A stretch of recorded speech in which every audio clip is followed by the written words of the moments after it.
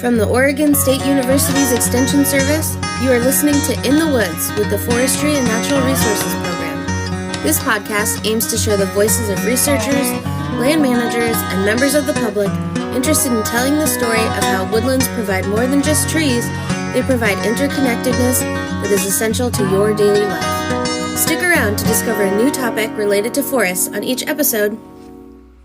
Hi everyone, my name is Steve Fitzgerald. I'm an Extension Silviculture Specialist and Director of the College of Forestry Research Forest.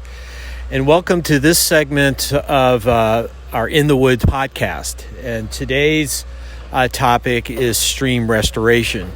I'm out on our Ramsdale track, which is near Molalla, Oregon. And we have a stream enhancement project occurring on Woodcock Creek, which flows through our property. Well, I'm here with Brent Klumph. Brent, can you tell us a little bit about yourself? And then let's talk about this stream project. So I'm Brent Klumph. I'm the forest manager for the OSU Research Forest. I'm an OSU grad, and I'm raising two boys there in Sweet Home. So give us some details about this project, the how, when, where, why kind of thing. Yeah, so we are on our Ramsdale Forest, which is outside Molalla in Clackamas County. And through the middle of our Ramsdale Forest, we have Woodcock Creek that flows through here. And we are working in consultation with Oregon Department of Fish and Wildlife on a large wood placement into the stream to help provide salmonid habitat. So you're putting wood, I assume large wood, into the stream. And what will that do to enhance the habitat for fish on this forest? So we have 15 different locations within that half-mile reach where we're going to be placing between 4 to 6 logs per installation. And some of the logs have root balls still attached to them from a wind throw event that we had, and other logs don't have the root ball attached. And when you place those 4 to 6 logs partially into the stream and partially anchored into the riparian area, which is that... Or the stream bank. Or the stream bank, kind of pinched between trees. What it does is it slows down flow. It helps recruit spawning gravel. It provides high water refuge for fish. And ultimately... we're anticipating that we'll have salmon and salmon up here as well. So do they just throw the logs in there and hope for the best, or is it thought out? Is it engineered, or what's the kind of process there? So they are not just thrown in. It takes a little bit of planning, definitely planning on where you source the logs as well as how those logs are placed. And so you're really trying to use the topography and the ground that the riparian area in Woodcock Creek allows to figure out how to get these log placements in a position where they're not going to move during high winter flows, and they're going to provide those other objectives that you're trying to reach: recruitment of spawning gravel, slowing down flow during winter storms, winter events, etc. So we're standing here in front of a deck with a lot of wood. Now, you mentioned logs with root balls attached, and then others don't. So a root ball is just that root wad. Is there a reason why the root ball is, we want trees with root balls in place? Yeah, so the root ball, the root wad, when it's attached to the log, kind of acts as an anchor, like a boat. In that you've got this big, heavy, kind of bulky looking, kind of like a Medusa head almost, that when that is positioned in a spot, it's really hard to get it to move during high winter flows. So it kind of like helps anchor things together? It is an anchor. Yeah. And that you can use that as the anchor and then use other logs to help pinch it and hold it in place. And that just creates that kind of locking mechanism. Got it. As those logs are, it's kind of like pickup sticks a little bit and how they're placed in through there. Yeah, got it. So you're working in a stream, in a riparian area. There's water flowing. a person just can't go and just do that anytime. What is there regulations, permits? What does it take? What's the planning process for this? So it's a big open-ended question. For the planning standpoint, we've been planning this project for the last couple years. There is, through Oregon Department of Forestry and Oregon Department of Fish and Wildlife, there is the in-water work window, which is the time frame for when you're allowed to be able to put equipment into that riparian area, move logs and stuff around in the stream because you're creating turbidity. And that is the in-water work window. And for us, it's June 15th is the start date through September 15th or August 1st or October 1st. So that's the traditional low water flow. Is that? So, yeah. So traditionally that is when summer flows are at their lowest, which is when impact is usually at its least. We would not want to be out here during the middle of winter with high winter flows, really heavy soil saturation, moving equipment around and through there. It's going to create much more of a mess. Yeah. So who signs off on this? Do you have to do some type of a permitting system for this to be allowed? So yes, there is a permit system. We applied for a permit through Oregon Department of Forestry, and it's a notice of operations with a written plan addressing what you're going to do and how you're going to protect the different resources. And we had Oregon Department of Fish and Wildlife that have partnered with us on this project, and Oregon Department of Forestry signed off on our permit pretty quickly. Wow, that's great. So you have 15 different kind of log placements that are going to go in Woodcock Creek, and you've got equipment and an operator.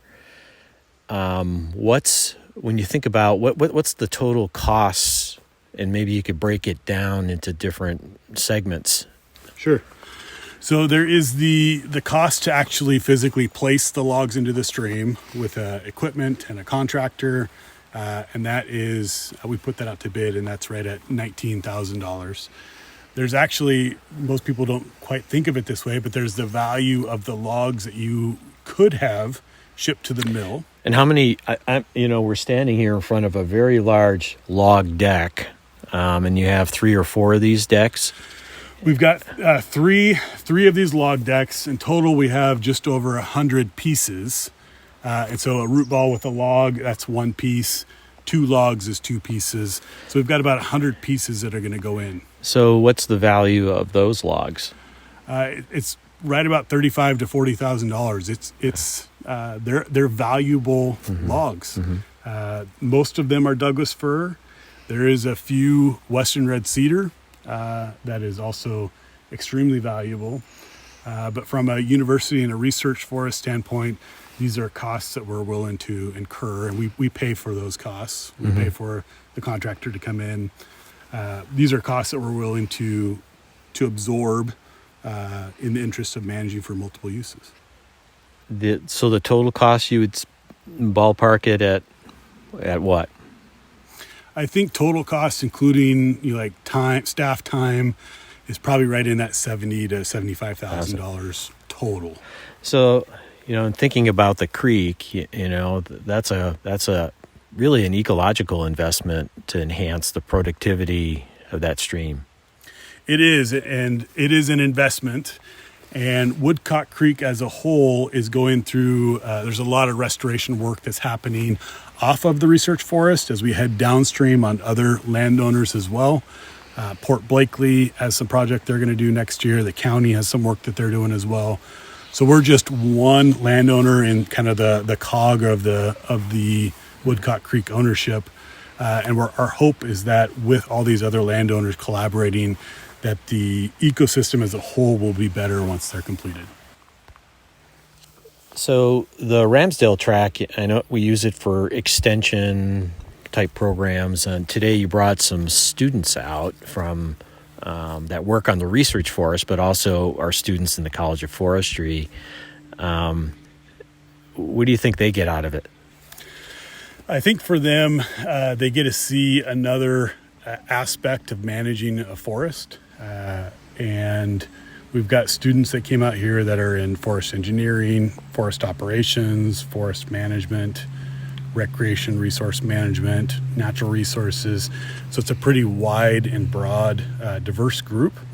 And so being able to see a lot of different aspects, how to interact with other agencies, Oregon Department of Forestry, Oregon Department of Fish and Wildlife, opportunities to interact with contractors and maybe see an aspect that they haven't been exposed to before that might pique their interest for a future job. We just met with ODFW, and as we were driving up the road, I had one of my students trying to figure out how do you get into that type of job.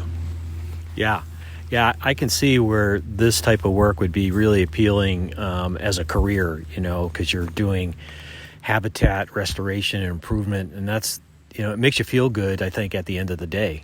Yeah, I think these types of projects, I really enjoy these types of projects, and I think these ones are really rewarding. They are a valuable job, and yeah. Great. So here we listen to Brent Klumph, OSU Forest Manager, asking Dave Stewart, who's the ODFW habitat biologist, what's the real point of all this stream work? What's the point? The point of this, yeah, it's good. I mean, again, these could be as long as you want in these answers, but we were just talking about this yesterday, because we're putting the wood in, and you look at some of the work we're doing here, right? Some damage, some impacts, but we're essentially creating habitat for salmons. These are all ESA listed, and so that's the point. That I think that's the short-term fix. The longer-term fix is that the forest is big enough that naturally these logs fall into the creek and they create habitat. So that's kind of the goal. But right now we're putting logs in right now to give these fish some habitat cover, spawning habitat.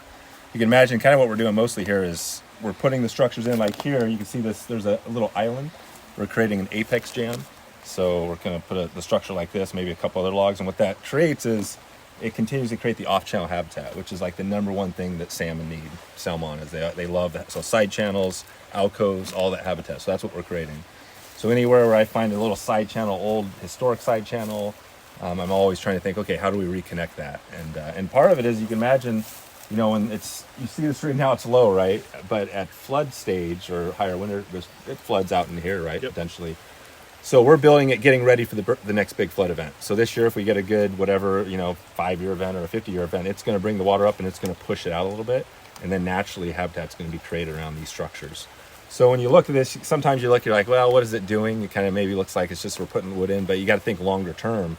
These things are going to be here for, 10, 20, 30 years as they kind of decompose. And hopefully, some of these bigger trees are going to naturally fall on top as the forest just matures. And so that's the short answer to what we're doing. I've been really curious. I know last week or maybe the week before you did a snorkel survey out through here to see what's actually out there. Exactly. Yeah. And so that goes back to the longer story about this whole thing, because we try not to do one-off projects. So this project isn't just, when I first came here, I thought this is a great opportunity. OSU, research, students, some education along with benefiting fish. But it's not just this site. We're doing some work with Port Blakely downstream. There's a county, if you go across Grimm Road on your way back, that's a county project, which is like $800,000. So there's a lot of money being spent, even in smaller basins like this. So the idea is that we fix the passage barriers, we get fish back into these areas, provide the habitat so they're ready to go when they get here. So what I found cutthroat and steelhead, essentially. Great. And so, there wasn't a ton of numbers, but every single pool I snorkeled, there were fish. Great. So that's a good sign. Potentially longer term. The other kind of, unique thing here is that we are in the upper Willamette, so we're above Willamette Falls. So technically there aren't any coho ESA listed fish, right? Because historically there weren't coho above the falls. But since we put a ladder in, now there are coho, right? So we actually, and so that's one of those things with ODFW where do we consider those wild fish? There's a question for your natural resource folks. Yep. Are these wild fish that potentially could be in here? Or do we actually want these coho in here? Because the ESA listed fish are steelhead and Chinook, spring Chinook, right? So it's that, but point for us is we don't really care. We build the habitat, and whatever fish come back naturally, that's what we're going for. Kind of like Field of Dreams of that's the hope. Like if you build it, they will. Pretty much, we get that a lot. Yeah, that's it. So it's for me, it's just fun being out here. And I'm not an engineer, I'm a biologist, but I've seen a lot of habitat. So I'm always trying to. If you ever go to a stream, and I always say if you can walk up it like you're walking in the park, there's something missing, right? Yep. You want this thing to be messy. you want the stream to bounce around and logs everywhere. To move. Yeah, you want that stream. You can imagine, so the stream's doing naturally, streams can only do two things with their energy, right? This is the geomorphology. And that's why you see, they could either downcut, that's why you see waterfalls, they're dissipating energy, or they go side to side. So when you're in the steep canyons, you don't see the channel doing this because it can't. So it just keeps creating waterfalls to dissipate. But here, naturally in these meandering streams, they want to do this. And the problem is we've straightened channels, go downstream and look at the agriculture. Yep. A lot of those channels, those streams used to do like this, but we've moved the channel over to the side so we can have an ag field. And that's part of the problem. So I have a question. So how long have you been doing this habitat restoration, and roughly on your career, how many projects have you done and where?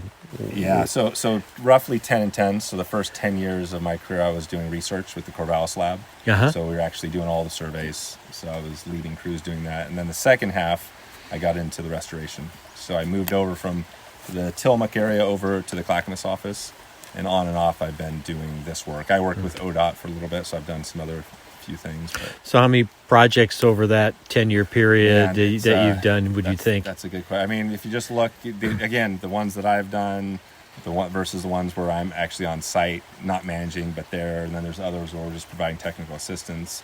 And we've got passage project. Good example is we've got a project down the lower Pudding River, where we've got a lot of fish passage funding to do projects, but we've got an ag landowner who has a water right. So he takes water out of the stream, but the problem is there's a big dam right in the middle of the creek. There's a complete barrier, right? No fish ladder. So we told him, hey, how about this? We'll figure out the solution for this. You need this water.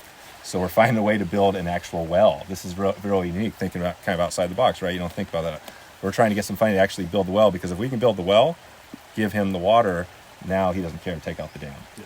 So we got a lot of those projects. The city of Abaquah is the city of Silverton on Abaquah has a huge dam.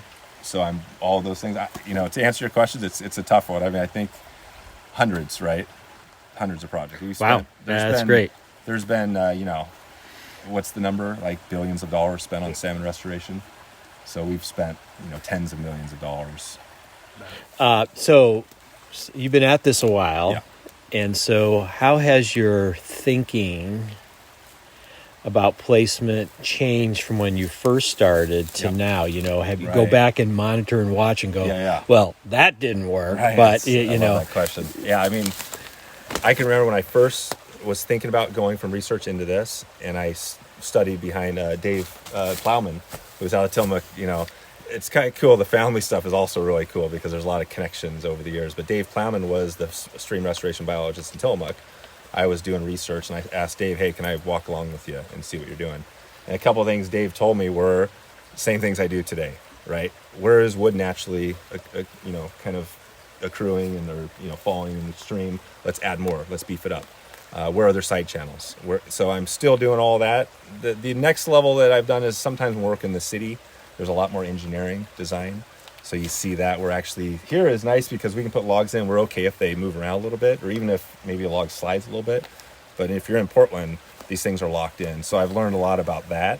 And I've learned that there's times when projects I can do on my own, and there's projects where I'm calling and spending extra money for a consultant to come design it and have it stamped engineer. Got it. That's probably the biggest thing I've learned is I know my limitations. Yeah. Okay, so we're out here doing some stream improvement work, and you are the guy. You are the main man doing this work. Tell us your name, your background, company, and how long you've been doing this. My name is Walker Trask, and my background is I went to OSU. I took a lot of forestry classes because I was really interested in it, but I ended up graduating with a degree in psychology.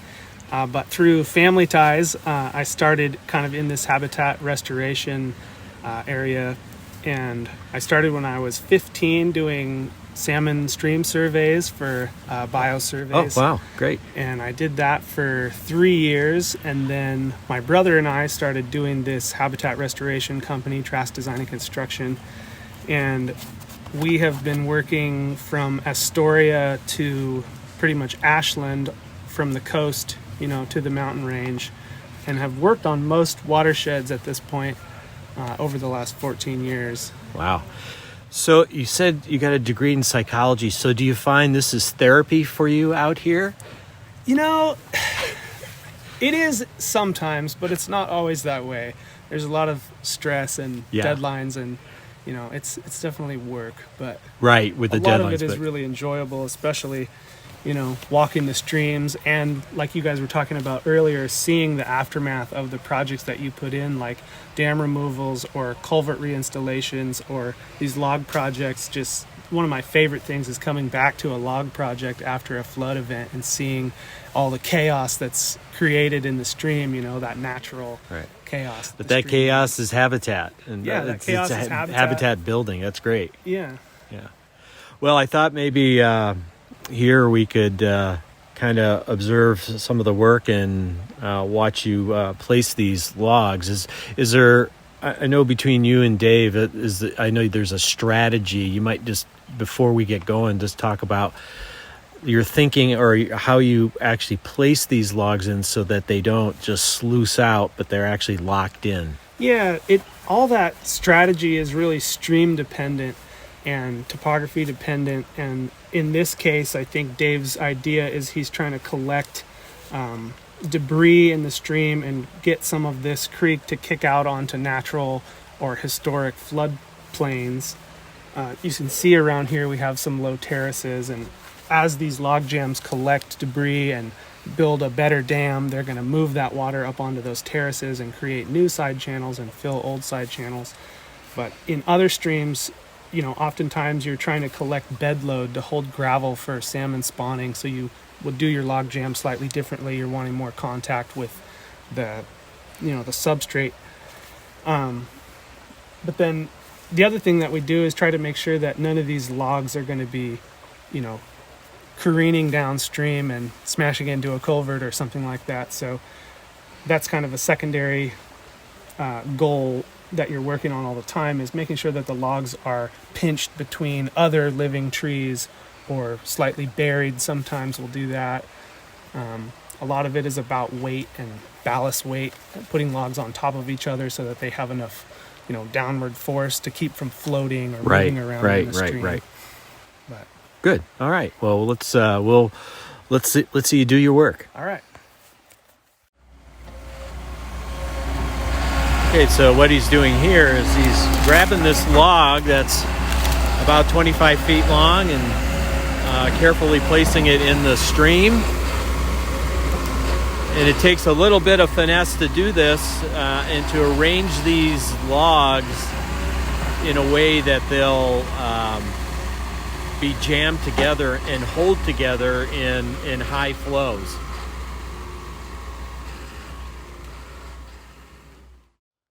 So I'm also here with Jen Gorski. Jen had an important part in this stream restoration project.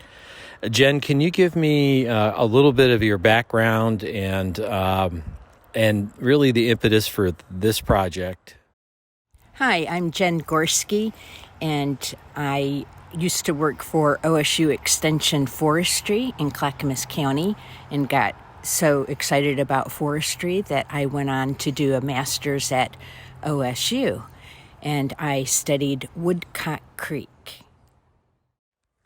So for your master's project, you said you studied Woodcock Creek. So what was the kind of main part of your thesis? I was to write forest management alternatives for managing the riparian area in one of OSU's research forests. So let's take a deeper dive on your master's project. So you were looking at management alternatives on Woodcock Creek, but what specifically did the work that you did for your master's in Woodcock Creek? What was that work that you did? Well, I started out with Oregon Department of Fish and Wildlife's protocols for the aquatic habitat inventory, and I did 3-day training where I learned how to use the instruments in ways that would measure physical stream characteristics of any stream, of actually wadeable stream. And so we ended up measuring bankful width, the width of a stream, that the height of the stream that would be achieved every 1.5 years. And then so did you put plots in, and what kind of measurements did you take besides the bank full width? Okay, well, what we did was we broke the stream into habitat units, things like riffles, pools, glides, and we measured. So glide. So what? Just for our audience, what's a glide? A glide is a pretty still section of the stream that doesn't have any rippling or any white water. It's just very still, but still achieving it's still achieving the downriver flow. Okay. All right. So So tell us more. Okay. And so we ended up measuring like the depths of the pools, the lengths of the habitat units. We went out of the stream and we measured the terraces and the floodplain widths as well, which at this particular forest, it's Ramsdale Forest, the floodplain is really unusual and unique characteristics. All of these old historical river beds are embedded along a really, really wide floodplain. So you were surveying the stream and all its factors: pools, riffles, glides, and bank full width. What about the vegetation, both the understory and the trees? What did you find there? Well, first, within the aquatic habitat inventory, we did what was called these metrics. Every 20 or 30 habitat units along the stream. And so we went out of the stream at GPS locations, and then we surveyed the vegetation kind of in a general way. But then I coupled that with vegetation plots that were modeled after the Bureau of Land Management density management studies. And in these vegetation plots, we did tree plots in quarter-acre circular areas, and within those plots, we measured all of the trees, the heights and the diameters of the trees. Like canopy cover and all that kind of stuff? Like canopy cover and crown ratio to find out how vigorous the trees were and health of the tree, and a little bit on defect as well. And so then within those quarter-acre plots... Oh, and so those are big plots. So how many of those quarter-acre plots did you have along it's about a half a mile of Woodcock Creek? Correct. Yeah, actually 0.6 miles of Woodcock Creek. And so we did, I believe I did 12 of those vegetation plots. But then within the quarter-acre plots, we did 0.05 acres where we looked at all of the different herbaceous vegetation as well as the other vegetation and the type of coverage there was, so that you could find out, are these plants good in wetland areas, and different data about the herbaceous plants. So this stream restoration project that we're doing here on Woodcock Creek, we're placing wood back into the stream, but in your initial plots, did you find much large wood up and down the Woodcock Creek? Good question. Within that aquatic habitat inventory, we actually went through and we measured all of the wood of a certain size. And, it was the larger wood. So we measured the number of pieces of wood of a certain size, and how many there were in log jams. And one of the characteristics of Woodcock Creek is that it had these really long, straight stretches, which lends itself to fast-moving water, and that's not so great for fish and wildlife. Also, we measured all of the pools, the depths of the pools, how many there were. That was one of the habitat units. And we found that the pools were very shallow compared to the Oregon Department of Fish and Wildlife's reference sites that accommodated very good fish habitat. And also on the large wood that we found, we were sorely lacking in Woodcock Creek compared to what the ODFW found for their reference sections of good fish habitat. So you mentioned ODFW has like reference conditions. What does that mean? Reference conditions are based on areas that the ODFW have identified as having good fish habitat with minimal human encroachment. And so what they do is they have identified these areas in multiple locations. And so this provides quantitative parameters to which you can measure the characteristics of your own stream and find out what exactly do I need to add to this stream to make it good fish habitat. So maybe to kind of summarize that, so if you compare Woodcock Creek to the reference conditions, what is Woodcock Creek lacking? Woodcock Creek needs more large wood collections all in one area, like a wood jam, like a log jam, which is basically a number of pieces of wood that are at least 16 inches in diameter across the creek. And what it's also lacking is depth of water. When you think about the water temperatures that fish need, they like it cold. And you get cold water in the middle of the summer at the lower parts of the pools. That's where the fish congregate. So that's what we needed to make Woodcock Creek more hospitable to fish habitat.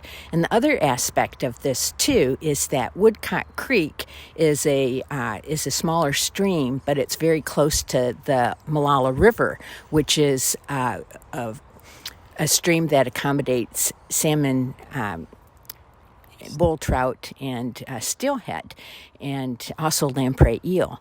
And so because Woodcock Creek is right next to the Molalla River, when I did the mapping for that, and then also when I looked what was downriver, I looked at what was through the whole Woodcock Creek watershed.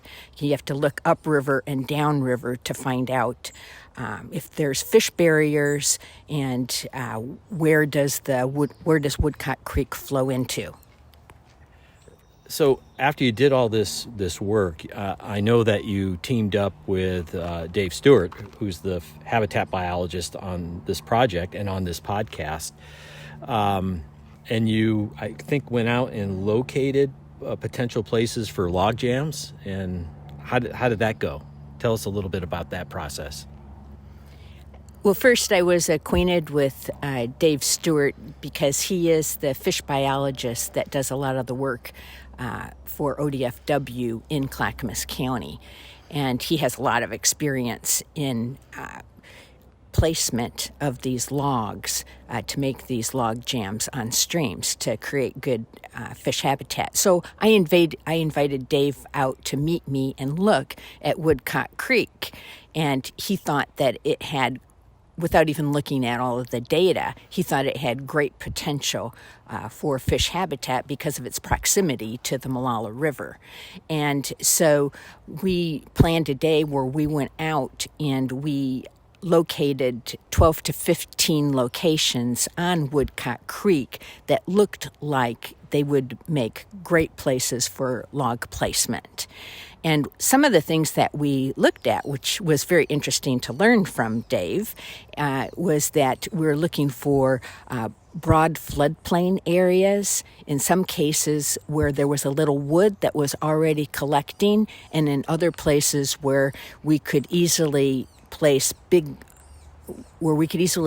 large wood, and so that they would span the creek and be in the creek. And the idea was to create pools to slow the water down, to make the water divert around the obstacle of the large wood jams, and then to create pools and deeper pools. And so we flagged and we GPSed the locations that could be potentially great sites to do that. So you marked all these spots for the wood placement to create these log jams, and you've been out here today watching the operator put those logs in. How do you think it's looking? It is better than I ever imagined it could be, because I went through and I looked at all of the other log placements. There's more areas that have logs in them. The logs are all jammed together. Logs that have root wads, where the part of the root is still attached, which makes the log really heavy. And so then that adds stability to a collection of logs. And I can see that the water is slowing down. The water is getting diverted around these logs. And then I know that in time there'll be gravel that collects in those areas that will be good for that will be good for fish habitat. And I know that the pools are going to get deeper. So better than I could ever have imagined. And also, what was done was some of the old historic riverbeds where there was water that was still flowing in those areas at the connection with the main part of Woodcock Creek. They put in large wood in there too, so that what happens when there's a high water event, that additional pools will form and additional connections will be made to Woodcock Creek. So Jen, you did all this work for your master's, and I know that you wrote a professional paper, had put together some alternatives. How does it make you feel to see a project like this taking place and know that it started with your work? Well, of course, as you can imagine, it feels absolutely wonderful because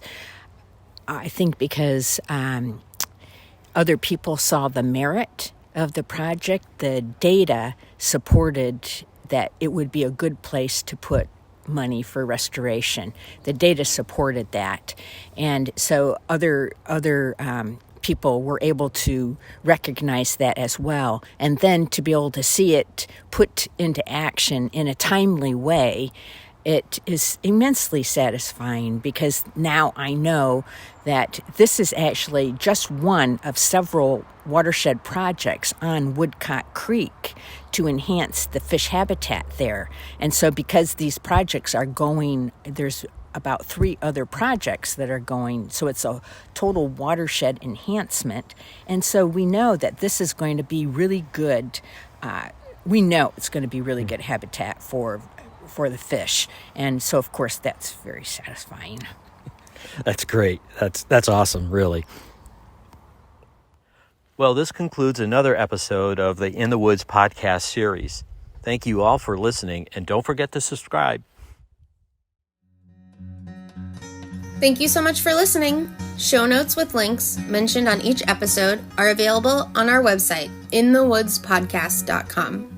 We would love to hear from you. Visit the Tell Us What You Think tab on our website to leave us a comment, suggest a guest or topic, or ask a question that can be featured in a future episode. And also, give us your feedback by filling out our survey. In the Woods was created by Lauren Grand, Jacob Putney, Carrie Berger, Jason O'Brien, and Stephen Fitzgerald, who are all members of the Oregon State University Forestry and Natural Resources Extension Team. Episodes are edited and produced by Kellen Soriano. Music for In the Woods was composed by Jeffrey Hino, and graphic design was created by Christina Freehoff. We hope you enjoyed the episode, and we can't wait to talk to you again next month. Until then, what's in your woods?